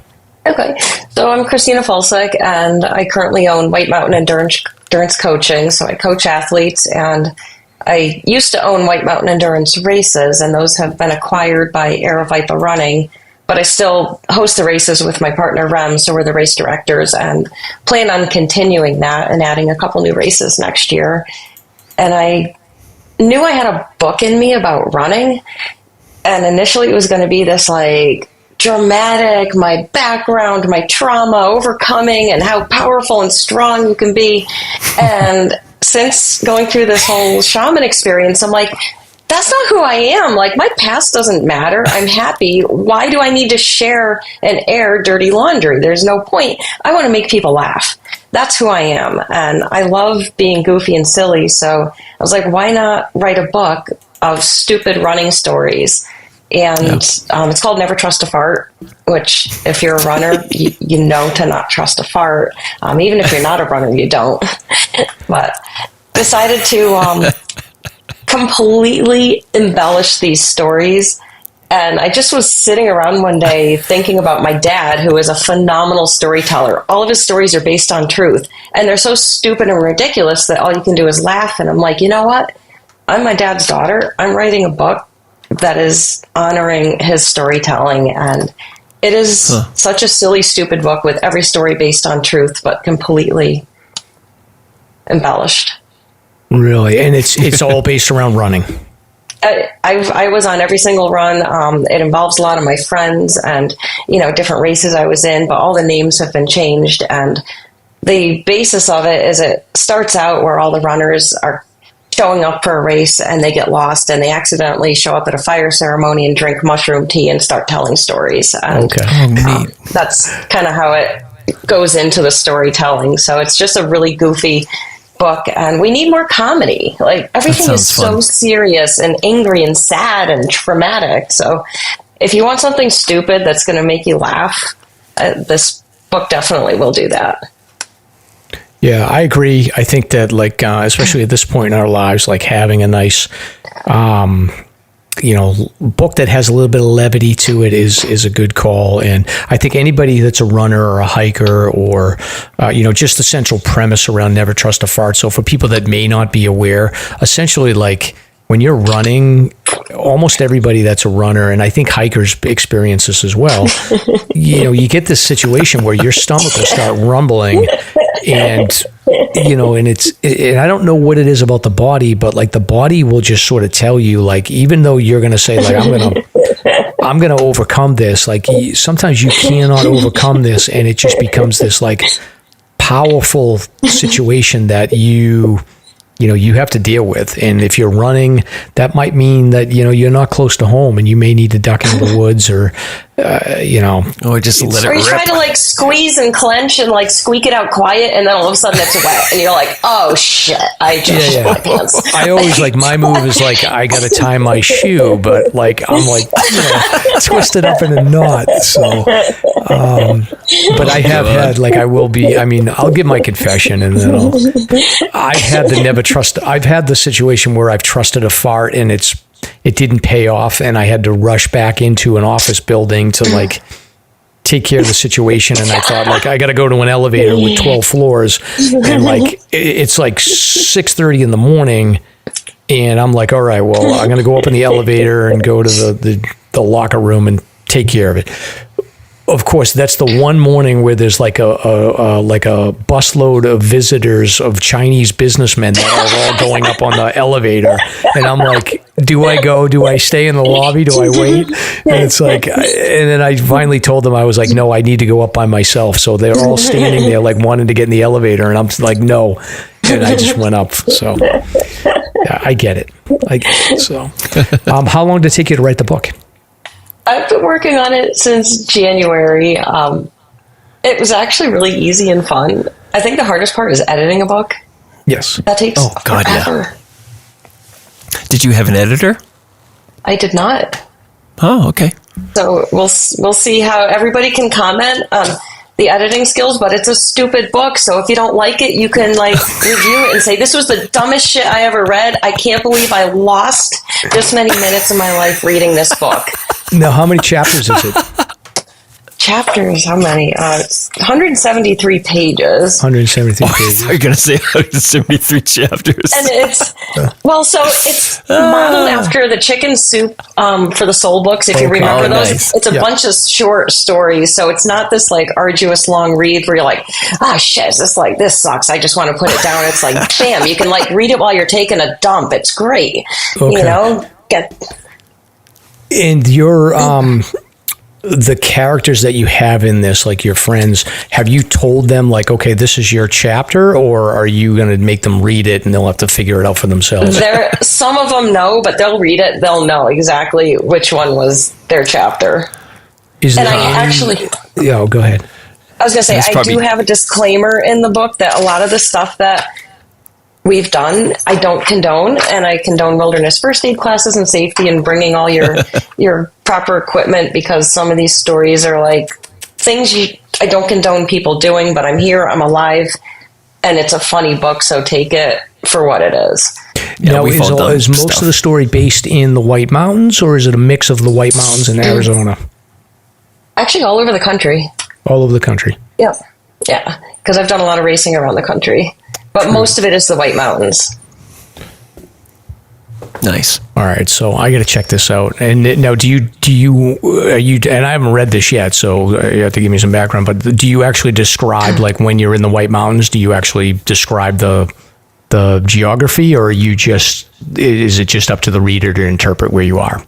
Pretty much up to the reader. I mean, basically, it's, it'll talk about, in the beautiful mountains of New Hampshire or, Mount Chicora. So there are some local points that you'll recognize, but some of it you won't recognize as well. So it's something that anybody can pick up, read, relate to, and find funny. How much of it is around calamities that you deal with as a race director? I did not put any of that in there, actually. Oh, you didn't? Okay. Yeah. Huh. And, I think a part of it is, as a race director, I have a lot of respect for the runners, and I would never want somebody to feel ashamed or embarrassed by something that happened to them in a race. And if I put that in a book, it would, if that were that person reading that, I don't want their feelings to be hurt, because I always want people to feel safe when they do our races, whether they get sick, lost, make a mistake. I don't ever want to shame anybody. So this is my own personal nonsense and mistakes that I made myself. Got it. Excellent. Can you share anything, or do you want to keep it a top secret? Oh God, no, I can share. Share an anecdote from your 173 chapter book. Pages stomp. I know. There's one, and this is great. This is actually a great story. I was out running at night with a friend, and it was hunting season. And of course it's drizzly and foggy, and the trails are kind of soft. There's some snowmobile trails, and all of a sudden I trip and fall, and I'm like, wow, the ground feels really weird. It's slimy and I don't know. It's an awkward surface. So I'm wiping my face because I fell in something. I'm wiping my shirt, drying my hands off. And I'm like, this mud is greasy. It's sticky. It smells funny. Still don't think anything of it. So we're chatting away, having fun. And of course it's drizzling. So things are just getting a little bit worse. Get back to the house. Mind you, I'm wearing a white long sleeve shirt. I'm covered in blood. It's like war paint. My shirt's covered in blood. And my friend, she looks at me and she goes, what the hell? And we like couldn't figure out for the life of us what happened. Well, somebody had killed a deer, got the deer, left the carcass on the trail. I tripped on the carcass, fell in the carcass. Holy moly. Covered in blood from it. So, it's like stupid random things like that. That's like a Stephen King story. That's epic. Carrie. Yeah. Who gets to fall in a carcass? That's beautiful. Well, I mean, they should have moved the guts. Yeah. Wow, that's awesome. Well, this is great. Yeah. How can you buy the book? So it will be on sale October 31st on Barnes & Noble and Amazon. You can get the ebook pre-ordered. And then Amazon, I think it'll show up first on October 31st. Barnes & Noble, I'm still trying to figure out when they're going to have my release date for that. But they can go on my coaching website and go into merchandise and then get an author-signed copy, and shipping's included with that. Or you can just buy your copy on Amazon and, review it. The good, the bad, the ugly, love it, hate it. Just let me know what you think. I just want to make people laugh. Yeah, that's great. I think I'm excited to read it, and I'll make sure that we put this all in the show notes, and we'll link it and put it on our socials as well. And then how long did you say it took you to write it again? Started in about January. January, okay. So that's an accomplishment. Like, I've tried to sit down and write, not really a book, but I've tried to write scripts and things like that. And it's sometimes it's just I don't know what your process is like, but I feel like you could sit there for 2 hours and get one page done. And then sometimes you feel inspired and you can get 5 or 6 pages done within 20 minutes and you're just rolling. So that's how moments, I go. Yeah. So. Yeah. The second there's a moment, everything stops, I grab the laptop and just and of course, jotting down, because you forget all your stupid stories, just little reminders. Oh, this one, that one, that one. And then just make it a daily fun. Diary. Just keep notes. Yeah. Yeah. Some of the great writers do that. This is cool. So you have another cool fun fact if you have to share. You can be I wrote a book. I did. Yeah. All right. So listen, hey, let's take a step back and talk about White Mountain Endurance a little bit. So you guys have created some of the most iconic races around here. You started out as Rock Hopper Races and then changed the name. And the name is beautiful. It seems to be sticking. But just so the listeners know, it's these guys have the White Lake Ultra, the Chicora Mountain Race, Race the Cog, which we've covered quite a bit, which is an amazing race. We are actually literally racing against the cog. Jigger Johnson Ultras, the Kilkenny Ridge Race, and I just wanted to touch upon new races you mentioned. Yeah. What's going on here? So we have the Baldface Scramble, which is going to be in Evans Notch. So we have a race that's going to be on the Baldfaces, similar to Mount Chicora. I know. That'll be in August next year, and then we're adding a shorter distance, about 20-ish miles, to Jigger Johnson on Saturday. So anybody that wants to try their hand at Tecumseh and the Osceola is a little bit shorter event. Nice. Get a mini Jigger Johnson. And we're hoping to turn Jigger Johnson into a full-on festival. And that's the vision, for people to come for the entire weekend. And then, of course, we have a couple other things that we have in the works. Oh, and a shorter distance for Kilkenny, too. So we have a little short distance race that's about 15 miles that we'll be adding next year. Is it too early to expound upon the Baldface, or do you have a route or a rough idea? We have permits approved. Everything's approved. We're just, with all these things, you just have to make sure everything's finalized. But we have a private landowner that's allowing us to have a Chicora style, so it'll be in a field, actually. Hopefully you can come join us, and we're going to have the tin can food truck. So it's going to be a very similar format, and then people will basically do 2 loops. So they'll do 1 loop, come down, and then go back up and do another loop and come back. But you're essentially going around awesome. Yeah, it's going to be wicked fun, and the Baldfaces are so pretty. Oh yeah, can't wait to show those off. Beautiful. Is the Red Ridge Trail going to be involved in this at all, or is it going to be just going up south and north moat? They're going to be individually. No, not the moats. The Baldfaces. I'm thinking the Baldfaces. Yeah. Oh, the bald faces. Oh, Yeah. wow. Yeah. Oh, I was thinking the moats for some. I'm like zoning out for a second here, but like, oh, wow. Yeah, no. So 2 loops of the bald faces. Holy Moses. Yeah, but 2 separate loops. So, yeah. But it's going to be fun. It's about 5,000 feet of climbing, and should be really similar to Shakura, and should be really fun. Yeah. Wow. Well, good for you guys. And Aravaipa will be covering these as well? Yeah, they have all the races. We're just the race directors now, and the people that plan new races, and then we have a couple more that we're kind of putting on deck. But again, it takes 3 to 5 years to get a permit. So Sure. Bald Faces was a quick one. That one was about 3 years. Intense. Oh, that's really great. Fantastic work.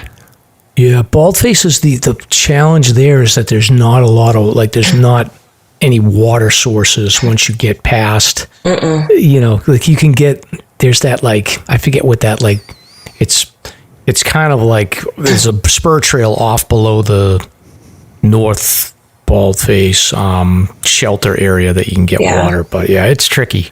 So that's why we have to do the 2 separate loops, so they come back down to the road, get some aid, and then they can go back up again. Otherwise, people wouldn't be able to do that. Yeah. No, that's awesome. So I'm tempted. I have to do one of these. It's always timing. I'm always traveling over the summer. Well, I'm intrigued by the Tecumseh and Osceola. I mean, I could handle that. I'll just put on a really long song on the DJ rig and go tackle it quick and come back. Are you going to be there for the whole 60 hours to DJ? I mean, yeah, can you imagine? Oh my God. That would be Guinness Book of World Records type of DJing right there. We'll have like a stand-in stomp. That's awesome. Wow. How about training? How about your coaching? Can we talk about that? Because we had EC Banks on recently, Ethan, and he had mentioned how helpful your training and coaching regimen was, and maybe touch upon that. Yeah, I've been having a ball coaching people, and I have a very different approach to coaching because it's a whole body thing. I involve like the shamanistic work, and then we do mobility, and we do strength training and cardio, and I have, now that I've been doing this for a couple of years, I've come up with multiple plans. So now I have some more affordable options. That's a lower price point. And basically it depends on how much accountability you need or guidance you want with the coaching. So I can do something that's an hour a week, and then you get your training through Training Peaks, and I can do something that's 1 meeting a month if that's all you need. And same thing, all the training is through Training Peaks, and I sell training plans as well, which are seamless and really cool, and they include mindfulness, mobility, strength training, and your cardio, because the mindset piece is extremely important. But as far as anything in the White Mountains goes, I really enjoy taking people that have a hiking background and transitioning them to running, because the White Mountains are so unique and so special that it's a very specific type of training you need to be able to run that terrain. And of course, I still help people with Boston qualifiers and faster running races too. Yeah. And this is virtual for the most part, or a little combination? It's all virtual. When I come back to New Hampshire, I like to do 1 or 2 days where we just go, it's, free. Anyone I coach can come join, and we do a group run together and go over skills and techniques. But the virtual's really nice way to it's funny. At first I thought it would be weird, but you really get a connection with one another, and I can take a look at my runners, and I can see if they look healthy. I can see if they're telling me the truth about how they feel, and I want to know if there's injuries or if they're sleeping well. So it's a very thorough method of coaching because I care about everybody that I work with. So seeing them visually allows me to see if they're healthy. If somebody says, I need accountability, does that involve like them share? Will you then say like, okay, I need to see your data. Let me see your sort of sleep statistics and your running statistics and things like that? Or do you not get down into that level? Oh, I'll do as much or as little as they want. I have some runners where I'm actually looking at their HRV, their overnight sleep statistics, and how they're feeling. And then, we always address pre-injuries to prevent injuries. And some people don't want that much. So it's more of like, okay, how do you feel today? How's your appetite? How are you eating? And are you having fun? And then just figuring out when they need a down week, because everybody needs time off. Catching it before they're burnt out or injured. Yep. Ethan's been kicking ass. I am just so floored with, like, all of a sudden this summer, he just went from, like, I don't know about this to, holy cow, what are you doing? Yeah, he's like doing like, oh, I'm just going to spend the afternoon doing a marathon distance on the Squams. Like, he's crushing it. Do you find, like, I just sort of track my own situation. Now I'm getting in my 50s. Like, I'm very happy just putting in my 25, 30 miles a week, and I'm not, my diet ebbs and flows a little bit, but do you find, like, do you get people sort of in this 50 to 60-year-old age range where they say, like, I want to make some gains, or is it more, do you find it's more common they just want to maintain health? No, actually, the athletes I work with that are over 50 years old, and I have some up to 70, they don't look at their age as something that holds them back. They want to get better, they want to get faster, and they want to compete with everybody. They don't want to be age groupers. They have goals, and they don't see that. And I wholeheartedly believe that age isn't a barrier. It's, if you want it, you have to train right and train smart. When you're 20 years old, you can get away with anything. As you get older, you have to train very specifically so that you can get those gains without being injured. Yeah, it's hard. Totally. It is hard. Like, I'm addicted. I'm just, like, lazy about everything else. I can do the cardio, but I don't want to, like, be accountable for, like, weightlifting or stretching or any of that stuff. So that's why all stuff that prevents injuries. Exactly. Yeah, you would hate me. So.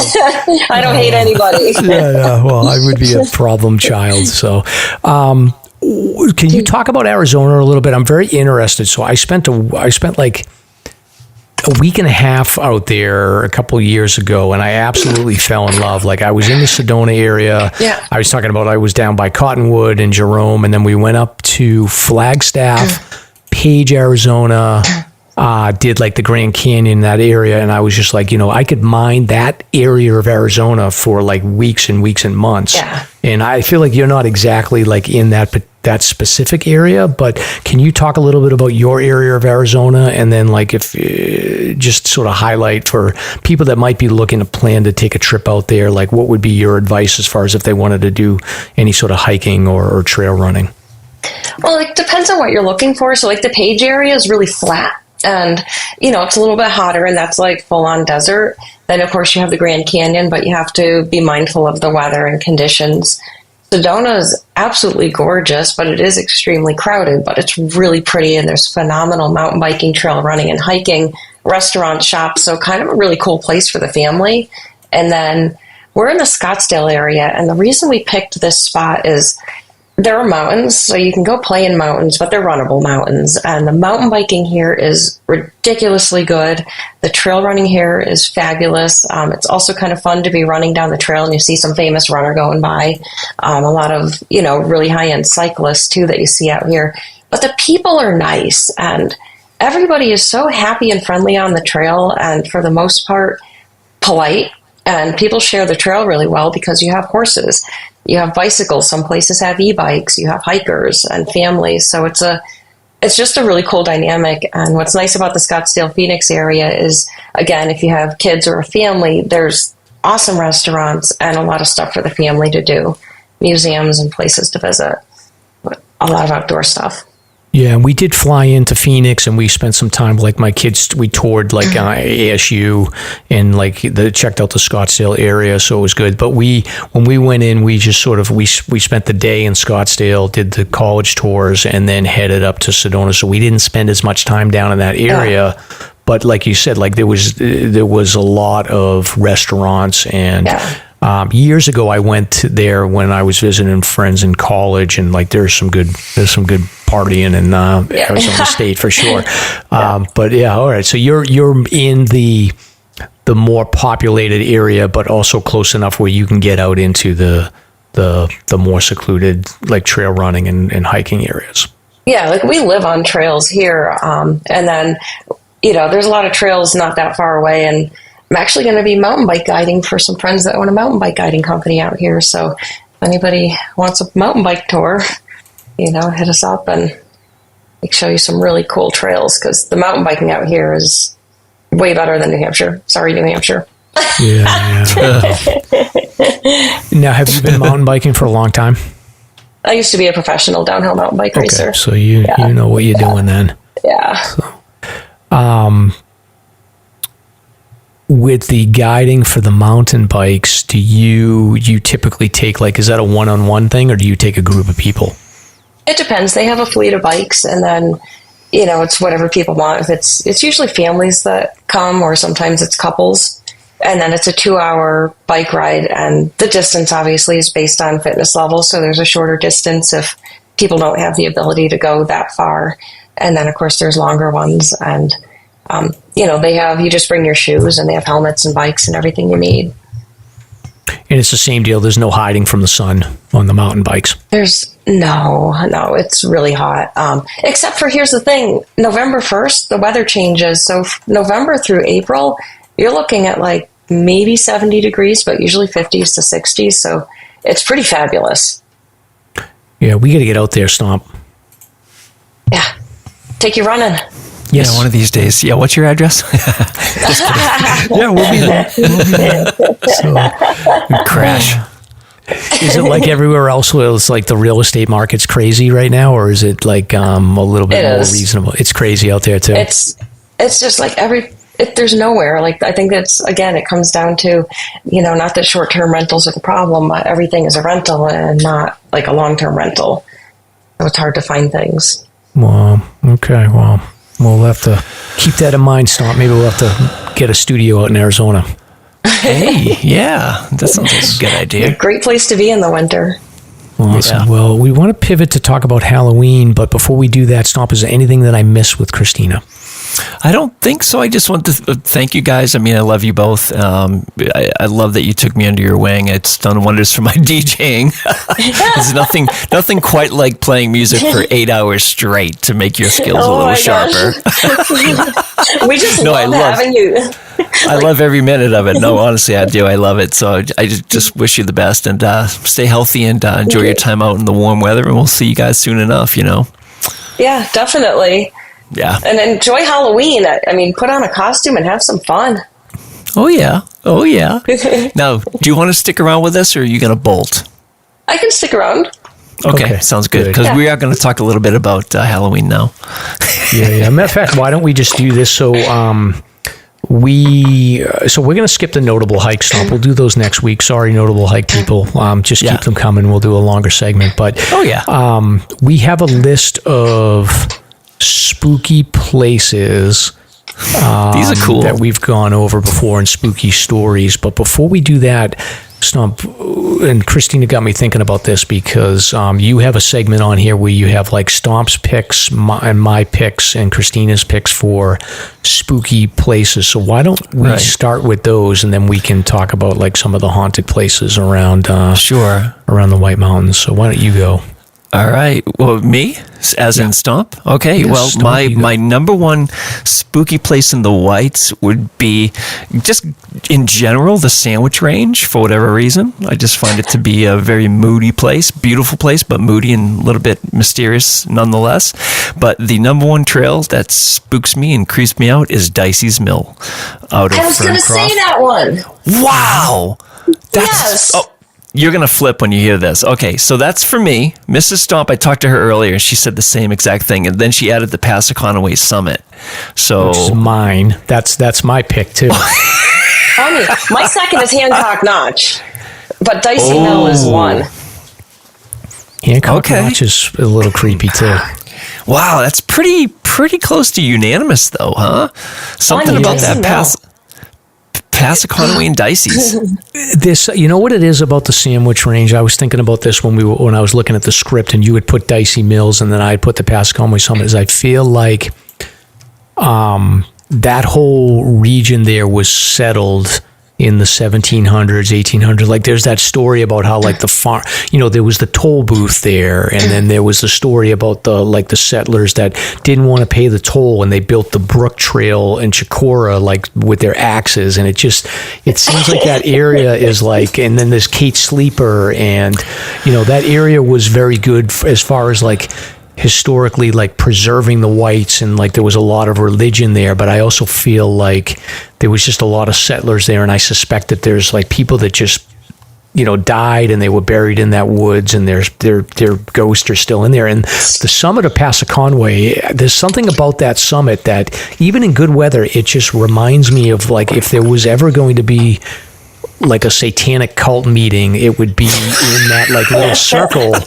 It's just such I could totally see that. You're just immersed in the woods so deeply in there. So it's just, I don't know. It's Passaconaway, Sandwich Range definitely gets my pick. Yeah, no doubt. It's a different kind of summit too, where it's wooded, but it feels so tight. There's like you feel exposed up there with the wind blasting through. It's a very interesting summit, but creepy stuff. So I had a second pick that I had written down, and Kristina, I think I'd like to get your perspective on this. Is I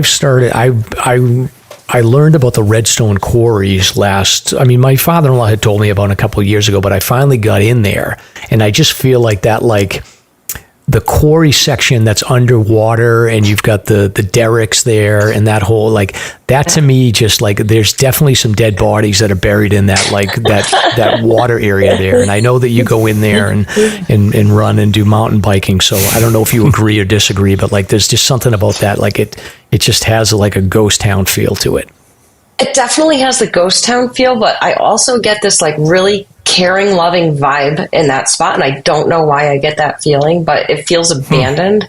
But there's like this really awesome energy from that specific area. And I have no idea why I feel that there. Yeah. So the Redstone Quarry. So this is in North Conway for people that are curious, and you park right behind the Walmart parking lot, and that whole area. So you go into Redstone Quarry, which is like straight, and then to the right, you can also do biking. You can go down the bike path and actually get out to Cranmore and up into Hurricane Mountain now, the way they have that bike path there. So it's a fun area to check out. But Redstone Quarries it's not as spooky as Passaconaway and Dicey's Mill, and it sort of has a Goonies feel to it when you approach this like water-covered area that has like cables and all these things to it. But it's kind of an interesting Halloween-y type of place. I'd love to go there at night in my headlamp and just feel the vibe. Go for a swim?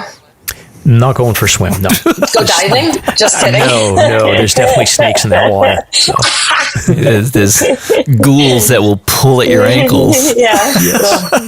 So, all right. So anyway, I think we're all, any other spooky spots that you guys can think of?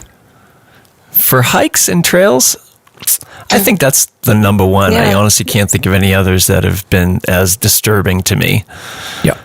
Yeah, a little bit of a weird vibe. The only other one that I had was like Nickerson Ledge on Chicora. I was hiking there a couple of weekends ago, and I just got a weird vibe. That was where the little girl went missing in 1941, and she had said that she had like heard voices or something like that. And I get a weird vibe in that like section between where you get off a Piper Trail, you get on the Nickerson Ledge, and then you connect to Carter Ledge. It's just a spooky kind of area. Very cool. Yep. All right, Stomp. So some other topics. So there's a book called Haunted Hikes of New Hampshire. So fantastic book. Yeah, we'll include this, and it's got a whole list of different hikes that you can check out. It's by Marianne O'Connor. So we'll include that so people can check it out and try to do that. That should be like a patch or something if you do all those hikes. That's actually a really good idea. Yeah, no doubt about it. Next up, we have a couple of spooky legends. The first one is the Legend of Chicora. We've talked about this one before. You want to do this one, or you want me to do it? Sure. Yeah, I can cover it. This comes out of the 1700s. There were many settlers in the area of Tamworth, and the most common story about Chicora was particularly friendly with a settler named Cornelius Campbell and his family. So one day, Chicora, who was a chief of a local tribe, was called away for tribal business and asked if the Campbells could watch his young son, Toowoomba, while he was gone. So while Chicora was gone, unfortunately, the boy found some poison, drank the poison, and ended up dying. And upon Chikora's return, he found out that his son had died. Distraught with grief, as this story writes, pledged revenge on the family.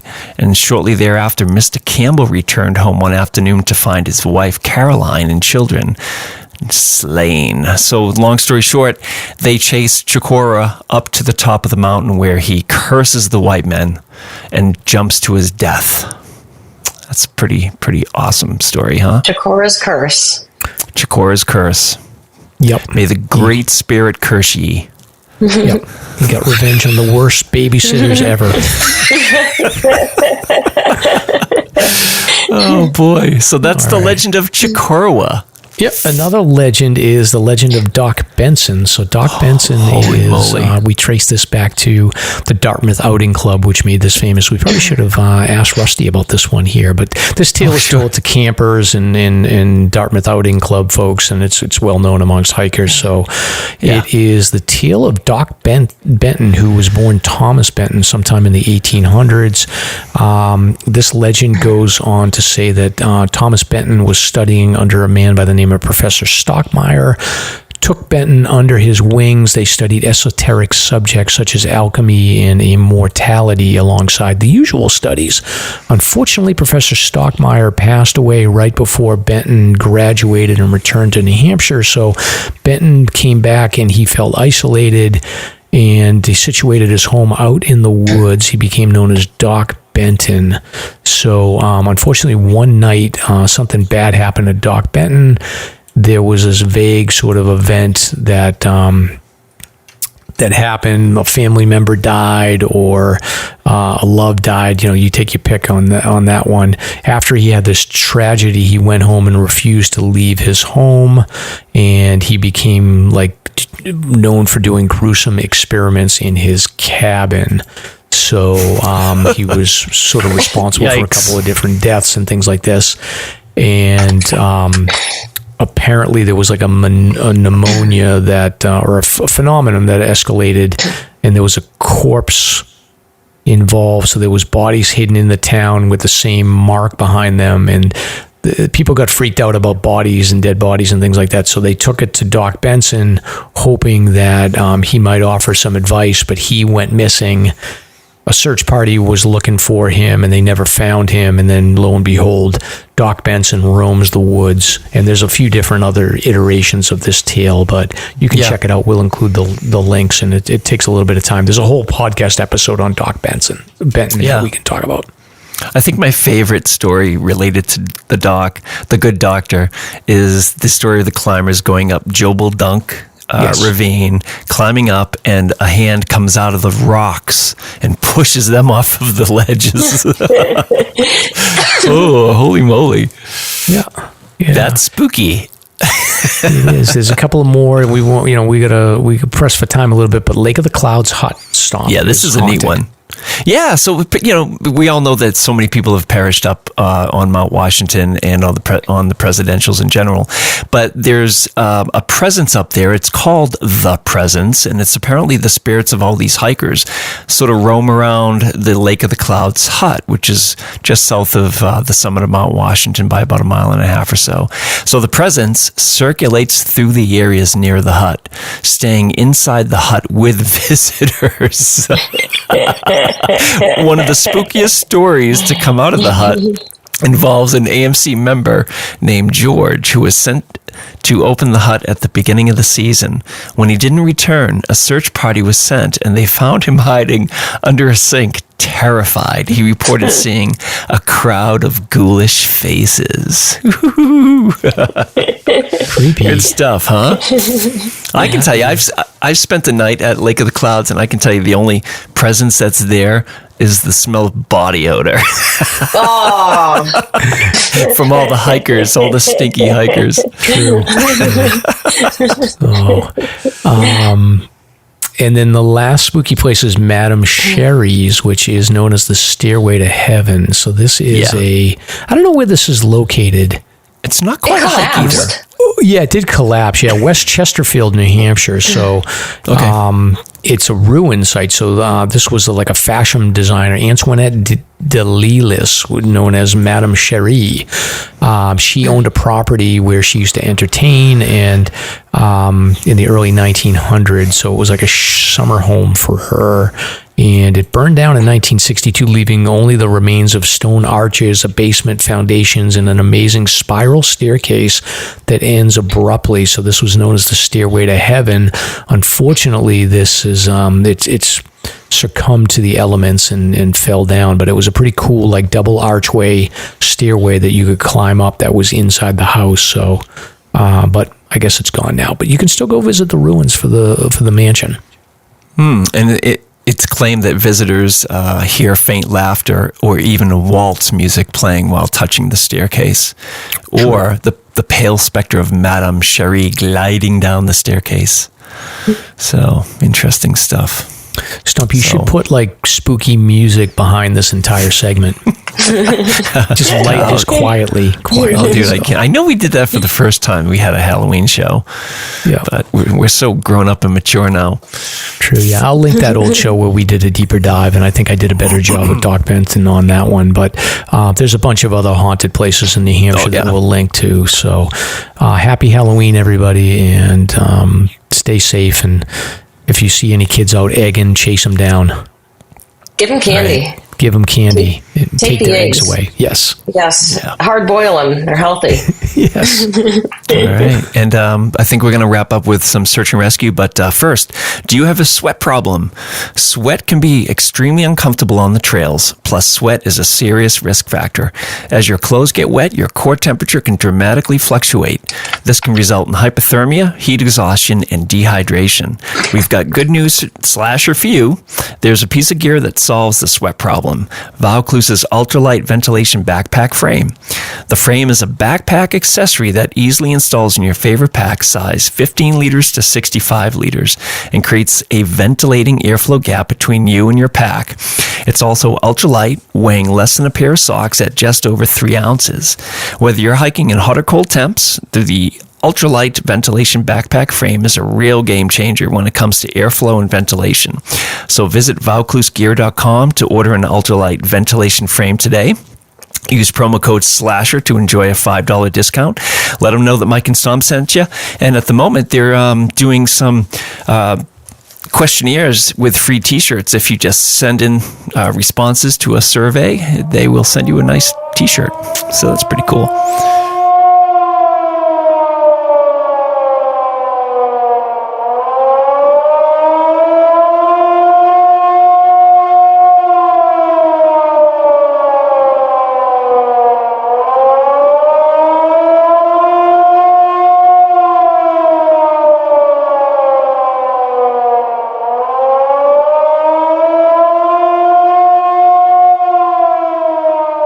Very good, Stomp. Very good. So the next segment here is recent search and rescue news. So this first story brings us out to Mount Whitney, which I believe is out in California and is the highest mountain in the lower 48. So this happened on Thursday, October 17th, I believe. A missing hiker on Mount Whitney was found deceased, apparently having fallen about 1,000 feet. So, Kristina, have you ever hiked Mount Whitney? Not yet. It's on the list. It's on the list, okay. So this gentleman, Tom Gerbier, had set out on a solo day trip to the summit on Tuesday, October 17th. He was reported overdue the following day. On Thursday, a team of ground searchers saw evidence that a hiker had fallen in the area known as the Notch. National Park Service helicopter was sent there, and the crew discovered the body. It was recovered and transferred to the Tulare County Sheriff's Office, which confirmed the identity of the hiker. So he was a French national. He was a pilot for the Air Force.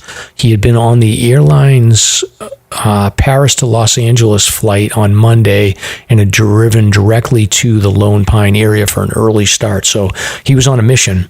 So he was scheduled for the crew of a return flight. So I guess he flew commercially, but he didn't make it back, obviously. So he had a hiking permit that indicated he planned to reach Whitney's 14,500-foot summit by the Mountaineers route, which is shorter in mileage, but steeper and more challenging than the actual trail.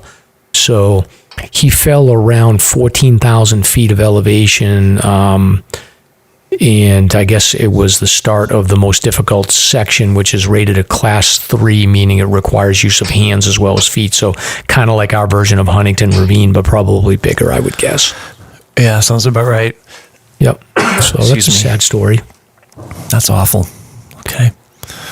Yeah. And then, Stomp, speaking of Huntington Ravine, just going local, let's get into this one here. So, yeah. For listeners that aren't familiar with Huntington Ravine, so Huntington Ravine is it's one of the ravines on Mount Washington. So I believe that it is in the eastern part of the mountain, if I'm correct. So you've got Huntington, then Tuckerman is more to the southeast, and then you've got Ammonoosuc Ravine, you've got the Great Gulf, the Dry River. So Huntington is known as the steepest section of the ravines that you can climb Mount Washington. So you leave from Pinkham Notch, and then you would start on Tuckerman Ravine Trail and then cut over to Huntington Ravine. It's probably about 1.5 miles or so from Tuckerman to get to the ravine floor. That section, that's 1.5 miles. You have to go across a couple of different river stream crossings and up a number of different narrow sections of trail that are difficult to traverse. A lot of rocks, a lot of roots. And then when you get into the ravine floor, it's tough to navigate to find the actual trail itself. And there's a huge boulder field that you have to kind of go up, under, and around on. So it's a project just to get in there. Mm-hmm. So this particular rescue happened on Tuesday, October 17th, around 5:20 in the afternoon. Fish and Game were notified of an injured hiker on the steep section of the Huntington Ravine Trail, approximately 1,200 feet below the junction with Alpine Garden Trail. So about halfway up the face of the head wall, I would say. So this is a location known as the Fan, which is, I don't know, what do you think? It's like 200-300 feet of like pretty much steep climbing. Yeah. So right. The Fan, it's like it's just clean ledge. There's not a lot of like rock holds or anything. It's just you're sort of going up at maybe a 45-degree angle, and you just have to have grippy shoes and just head right up. There's a crevice that you can follow, but it doesn't give you much traction. So you just sort of have to send it up that 100-foot section, and then there's another 100 feet or so that you got to get up. So it looks like the lone hiker here had fallen. He called 911 because he had been injured, and he suffered an unknown leg and head injury. At the time, the weather in the ravine was 30 degrees with rain and a low cloud ceiling. So this is not a section you want to be in when it's raining out, right? So, correct. No doubt about it. Yeah. So, and Kristina, how many times have you done Huntington? A lot. I don't. A few times a year, but like there's been times I've been terrified. If there's anything wet on that ledgy section, it's scary. Yeah. Oh yeah. I pick my days.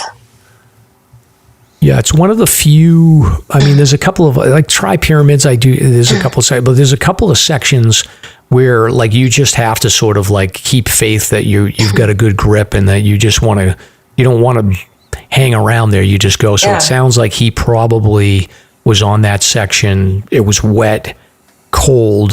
It was on the borderline probably between freezing and not freezing. And he probably hit a section that was probably slick and just went down. So now what ends up happening is, so this hiker is 31 years old. He's from Oakland, California.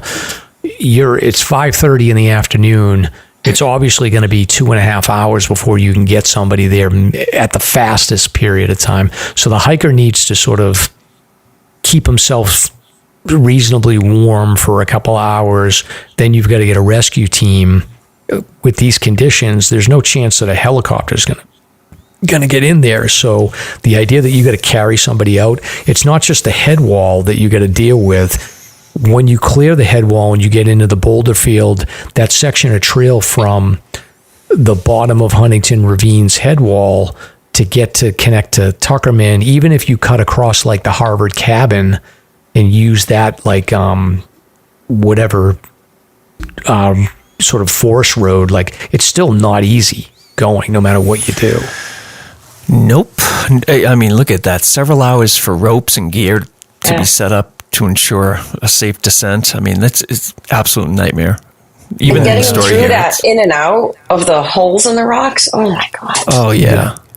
Yeah, it's crazy. So a 31-year-old. So conservation officers, Mountain Rescue Services, Androscoggin Valley Search and Rescue, and Pemi Valley Search and Rescue responded.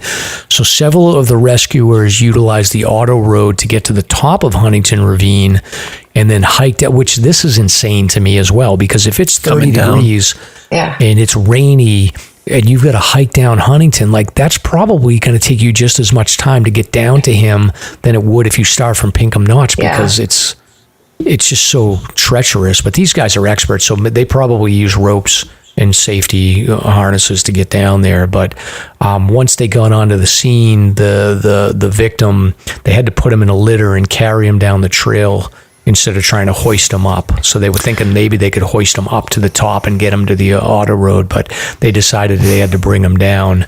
And then at the same time, people coming up that Tuckerman Ravine trail to get to Huntington Ravine. Right. And when you say trail, you're talking boulder fields. You're talking some of the roughest terrain around. Yeah, when you get past, like, so you get that final river crossing where you got to go over the I don't even know what that is. That's the Peabody, West Peabody, or whatever it is.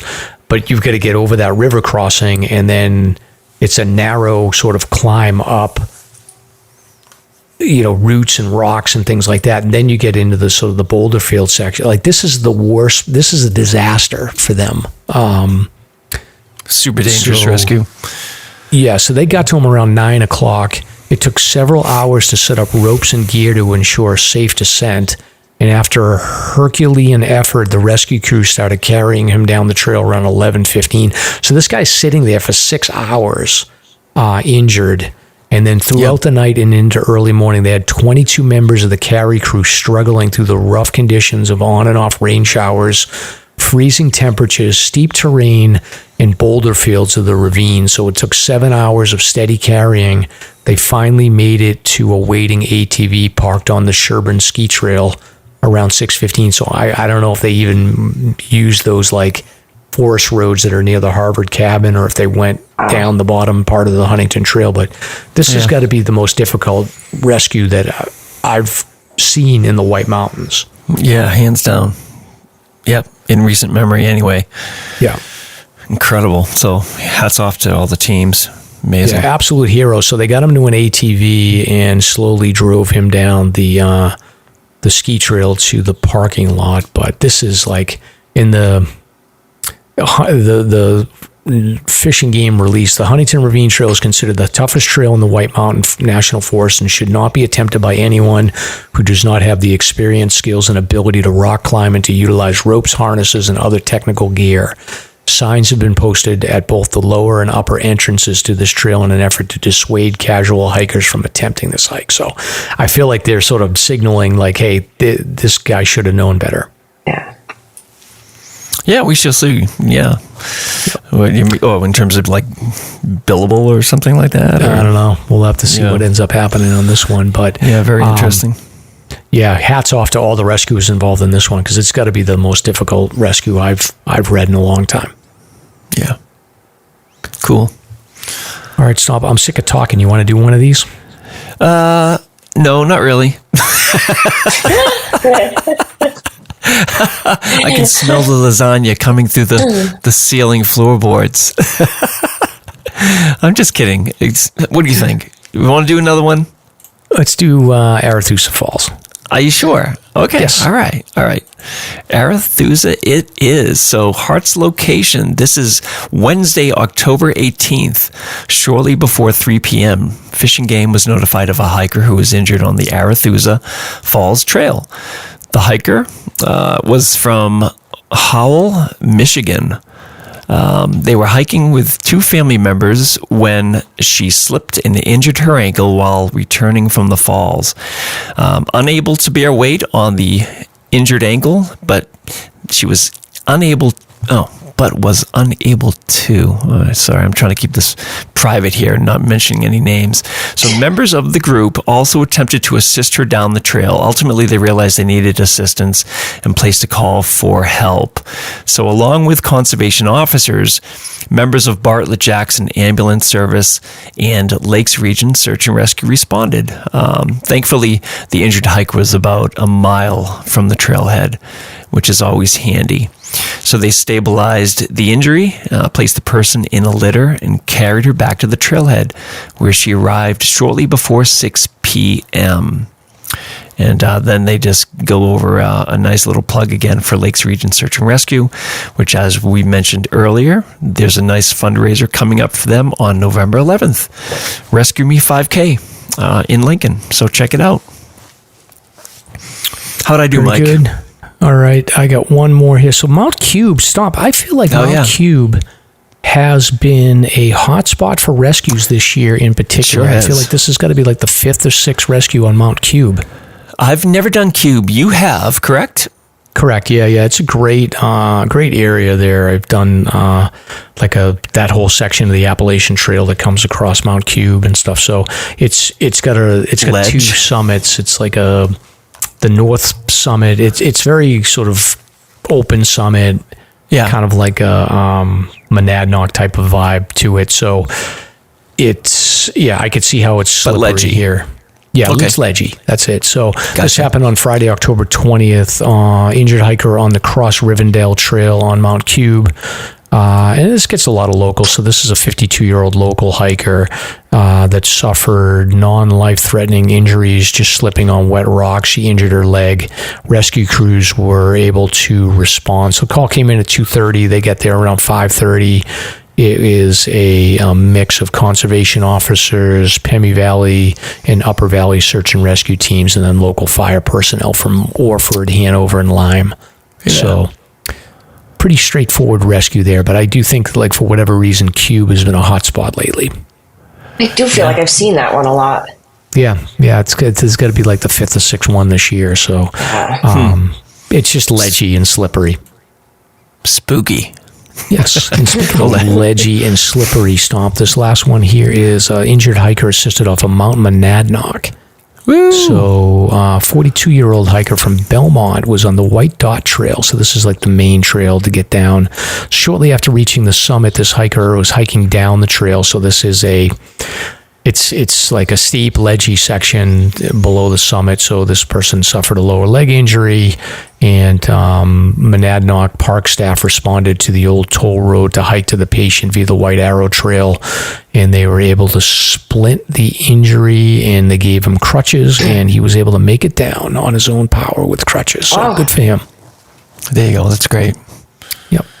Nice work. And that does it for Search and Rescue, Stomp. I did want to give a quick shout out for foliage. So we are at late foliage at this point. So I think if you're thinking about hiking, you want to think in terms of the bellknaps. You want to think about the ossipes.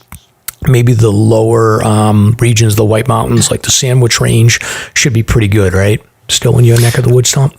Yes, absolutely. As a matter of fact, we're planning on doing Mount Webster Slide, which is over by Squam. So, same idea.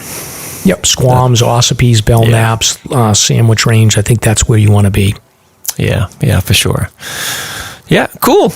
And then the white stuff shows up. Yes. And then, Kristina, you don't have foliage in Arizona, right?